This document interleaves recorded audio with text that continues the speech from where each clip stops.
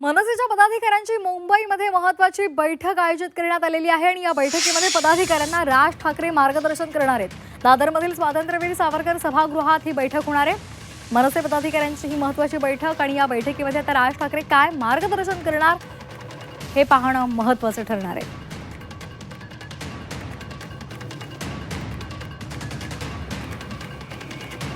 तर मनसेच्या पदाधिकाऱ्यांची ही महत्त्वाची बैठक स्वातंत्र्यवीर सावरकर सभागृहात आयोजित करण्यात आलेली आहे। त्यामुळे या बैठकीमध्ये राज ठाकरे कोणकोणते महत्त्वाचे मुद्दे मांडतात हे पाहणं महत्त्वाचं आहे।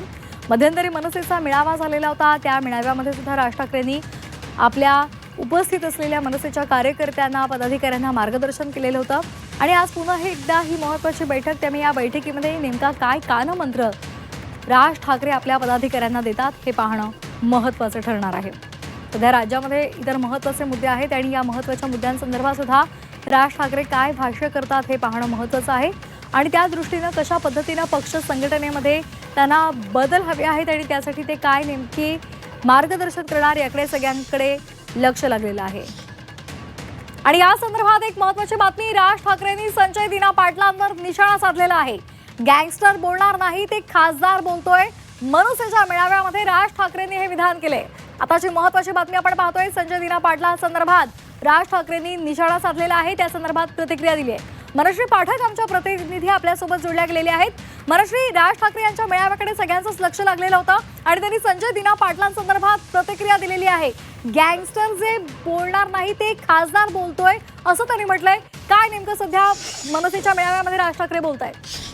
राज ठाकरे यांच्या पदाधिकाऱ्यांचा मेळावा आज मुंबईमध्ये होतो आहे। खरं तर हा मेळावा SIRच्या संदर्भात त्यांनी बोलवलेला होता, मात्र निवडणुकीचं गांभीर्य हे मनसैनिकांना पटवून देण्यासाठी आणि सध्या जे ताजं प्रकरण आहे संजय दिना पाटलांच्या बाबतीतलं त्याचा उल्लेख सुद्धा राज ठाकरेंनी व्यासपीठावरनं केला। त्यावेळेस ते असं म्हणाले की जे गँगस्टर बोलणार नाहीत ते एक खासदार बोलतो आहे। जर संजय दिना पाटील उघडपणे बॉम्ब फोडण्याची किंवा मी 5 खून केलेत अशा प्रकारची भाषा करत असेल तर याची चौकशी करणार कोण, याची चौकशी का केली जात नाही असा सवाल सुद्धा त्यांनी उपस्थित केला। त्याच्यामुळे आगामी काळात निवडणुका आणि राजकारण कशा पद्धतीने होत आहे हे गांभीर्यपूर्वक आपण बघितलं पाहिजे असं मार्गदर्शनात बोलताना ते म्हणालेले आहेत।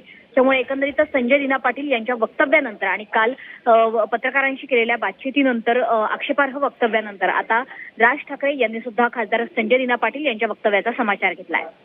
धन्यवाद दिलेल्या सविस्तर माहितीसाठी।